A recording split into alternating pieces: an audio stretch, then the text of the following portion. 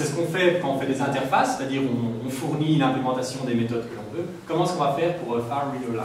Quels sont les problèmes? Comment est-ce qu'on peut changer l'implémentation de cette fonction? Je vais vous donner des suggestions. Est-ce qu'on peut faire, est-ce qu'on dit surcharger pour override? Recompiler, surcharger? Non, c'est une méthode statique. Donc, malheureusement, vous ne pouvez pas l'utiliser. Donc, si vous ne pouvez pas faire ça, vous ne pouvez pas utiliser tous les frameworks de mock qui sont basés sur cette technique. Recompiler le CLR, non. Instrumenter du code. Instrumenter du code est une solution qui est bien connue et qui se base sur le fait que dans .NET, qui est une machine virtuelle, on peut instrumenter le bytecode juste avant qu'il soit compilé par la machine virtuelle. Donc juste avant que votre méthode soit compilée par le runtime, il y a moyen d'injecter des raccourcis dans la méthode qui permettent de rediriger l'exécution autrement. Donc c'est une technique qu'on utilise. Je vais passer tout ça. Donc je vais continuer sur ce problème d'isolation. Donc on a cette méthode readLines et on a décidé qu'on allait faire de l'instrumentation. Et donc sur ce slide on montre ce qu'on a envie de faire. Donc on a écrit cette fonction et le grand point de design de notre framework qu'on a fait Moz, c'est on avait envie d'avoir la même expérience qu'en JavaScript, c'est-à-dire on peut assigner une nouvelle fonction à une autre fonction. Qui écrit du JavaScript ici?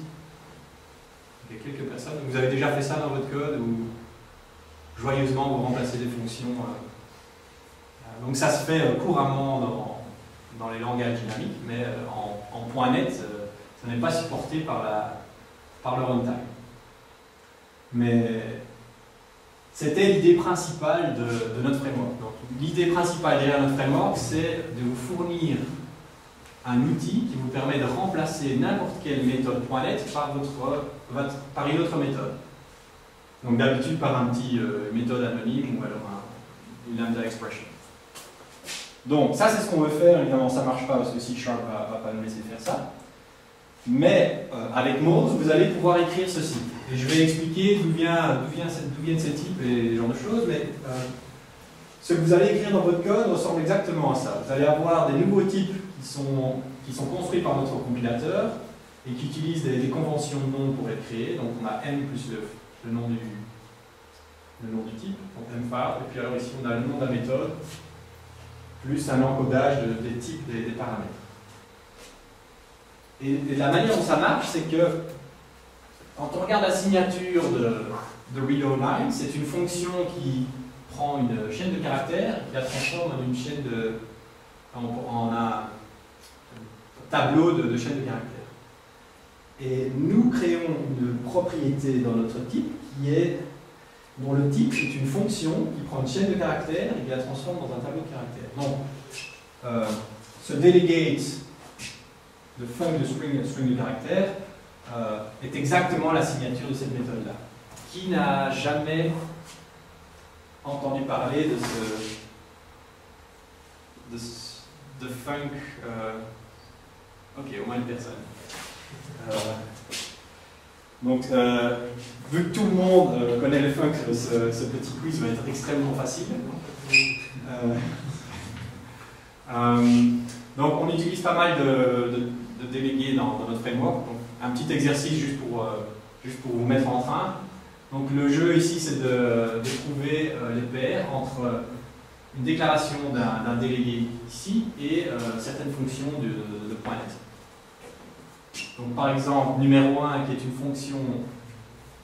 Donc, les func renvoient à un type et les actions ne renvoient rien. Le type de retour est void. Okay? Donc, on a. Et c'est toujours argument et puis valeur de retour. Parce que en fait, c'est une définition mathématique de la transformation. Donc, par exemple, numéro 1, on a de func vers. Donc, on a une fonction qui ne prend pas d'argument qui renvoie un string. Quelqu'un veut se lancer? B.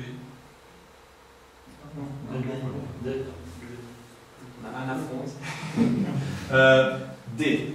Donc D, l'accesseur de la propriété, c'est ça. Numéro 2, C, très bien. Numéro 3, B. Numéro 4,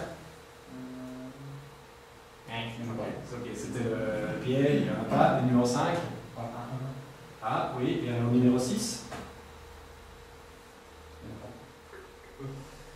Numéro 6 pourrait être E. Si on prend le délégué avec le receveur. Et numéro 7 pourrait être E aussi. Si on considère la méthode d'instance en prenant la méthode statique. Donc voilà, maintenant vous êtes expert en programmation fonctionnelle pour .NET, on peut continuer avec le reste de la leçon. Donc pour le moment, on paye quand même une grosse taxe de syntaxe. Il y a un gros mot délégué, il y a des curly braces. Donc il y a une nouvelle notation qui s'appelle les lambdas dans C# 3.0. Donc vous voyez ici la différence. Au lieu d'écrire délégué, on peut juste donner la liste de paramètres et cette petite flèche. Pas besoin d'écrire les types, tout ça est inféré par C#. Et en plus, comme là on ne renvoie qu'une seule expression, on n'a pas besoin des curly braces. Donc tout ça, ça permet, et finalement on n'a qu'un paramètre, on n'a pas besoin de parenthèses, ça permet quand vous utilisez Moz d'écrire du code qui est beaucoup plus compact et beaucoup plus lisible.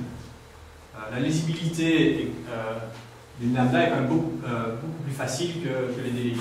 Donc c'est pour ça par exemple que les banques écrivent dans des langages fonctionnels, parce qu'ils peuvent compresser le code qu'ils doivent faire auditer par les agents. Alors, vu que vous êtes expert dans les functions et dans les actions, voilà le même exercice avec les annotations lambda. Donc, qui veut se lancer pour le numéro 1?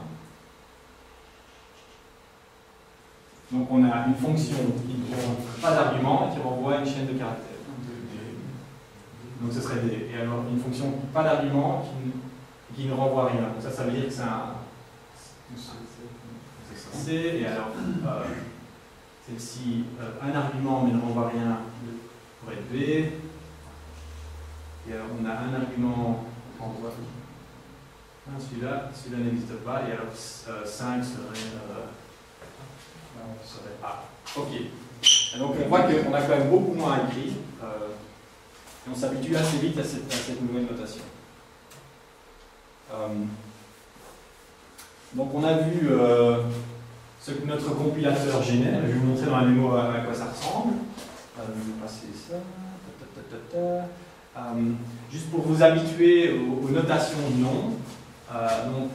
Quand on crée le moles, on ajoute M au nom de la classe, et alors on prend le nom de la méthode plus les noms de classe des paramètres. Donc par exemple, file exist, vous allez avoir plusieurs possibilités. Donc,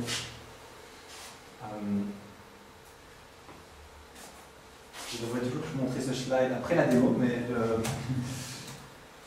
c'est disons cette option-ci, c'est-à-dire M plus file, nom de la méthode plus le type des arguments.